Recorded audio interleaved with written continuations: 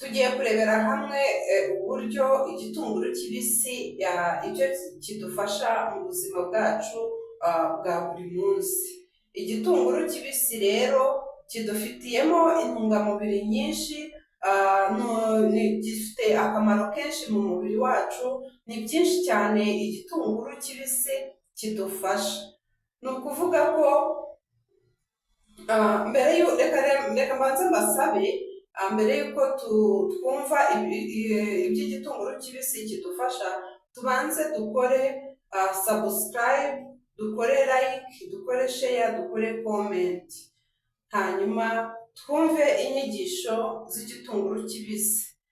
Hanyuma kandi nkaba mbibutsa ko uko tugiye kwiga ikiribwa cy'umunsi buri munsi, mbabwira yuko ari ugukora meditasiyo y'umubiri. Twiga kwikorera meditasiyo y'umubiri. Meditasiyo y'umubiri nagiye mbabwira ni ugukora meditasiyo y'umubiri gute. Ni ukuvuga ko meditasiyo y'umubiri ni imihindagurikire y'imirire ku mubiri.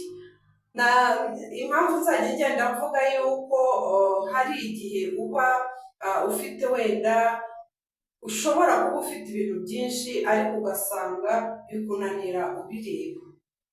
Ni ukuvuga ko ushobora kuba ufite amafaranga menshi, ufite kuba wabasha kubona imirire myiza yubaka umubiri, ariko bikakunanira ubireba. Ni ukuvuga ko urugero, ushobora wenda ufite amafaranga ni byiza, ariko ntushobora kurya inyama barazikubujije, ntushobora kurya ibintu birimo umunyu, ntushobora kurya amavuta. Ubwo urumva yuko uba utoranya nk'umuntu nyine babujije ibyo ngibyo bitewe n'uko umubiri wawe uhagaze.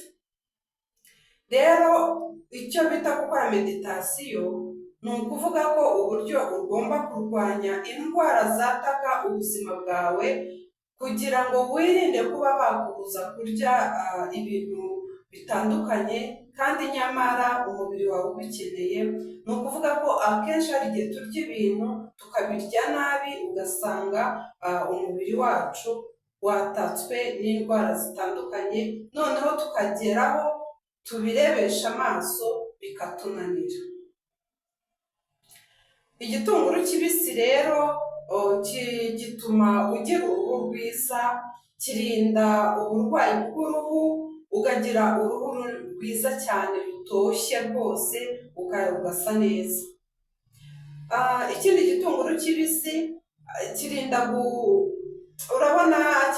kirinda uburwayi bw'amasinezite, bakunda ushaka kurwara amasinezite, igitunguru kibisi kirabirwanya. Ariko ntabwo iyo bavuga igitunguru kibisi, ntabwo ari cyo gitunguru ufata ugahita ugikata ugahita ukirya kidateguye neza. Nanone hari uburyo ushobora kukirya. Ushobora gufata olive oil cyangwa se vinegere, wagikase, wakirunze, wagikase, ugashyiraho ka vinegere, kuko ya vinegere yica mikorobe yo mu mboga mbisi. Urumva cya gitunguru kibisi nacyo kiba gifite mikorobe kuko ari kibisi. Hanyuma rero kugira ngo ubashe kugitegura neza, kigende kikurindire ubudahangarwa bw'umubiri, kandi kiye kugira ibindi kikongerera, kugira ngo kibe kitaguteza ubundi burwayi kubera yuko ari igitunguru kibisi. Urumva wagiteguye, wagikase, ugagikoresha olive oil. Buriya olive oil nawo ni umuti. Ukagikoresha vinegere, waba udafite vinegere ugikoresha ukoresha indimu. Indimu nayo ni acide. Indimu ni acide, nayo yica mikorobe. Iyo udafite vinegere, ushobora kuvuga ati vinegere irahenze, ntabwo nabona vinegere yo gukoresha. Ariko utabonye vinegere ubasha kubona indimu. Ni ukuvuga ko rero ufata indimu ugakamurira kuri bya bitunguru wabikase, hanyuma iyo salade y'ibitunguru ukayirya imeze gutyo rwose, aho ngaho iba ifite umwimerere mwiza cyane, salade yawe imeze neza isukuye.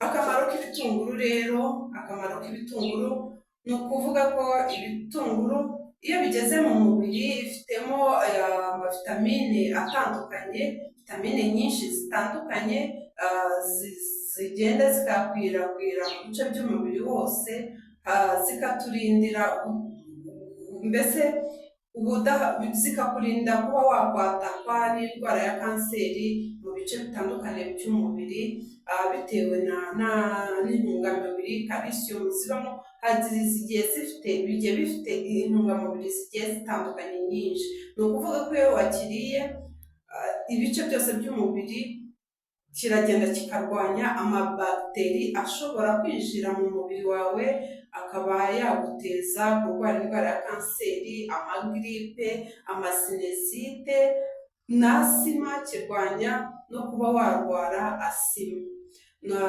Urabona ko kundi uba wafunganye urwaye ibicurane, kirinda n'uburwayi.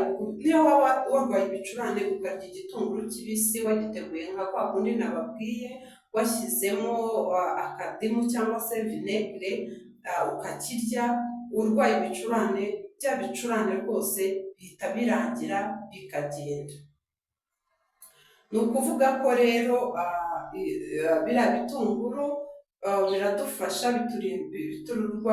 biturinda uburwayi bwinshi, kandi nabwiye ko uko ubiriye wenda nka 3 mu cyumweru cyangwa 2 mu cyumweru, buri cyumweru, 2 buri cyumweru cyangwa 3 buri cyumweru, uruhu rwawe rugenda rusa neza, ukagira uruhu rwiza rukeye kandi runoze, ntugire bwa burwayi usanga ufite ibintu by'ibiheri ku maso cyangwa bikagukuriraho n'inkovu zo mu maso, nazo zigenda zishira, uruhu rugasa naho rwiyuguruye, rukongera rugatohagira, rukamera neza.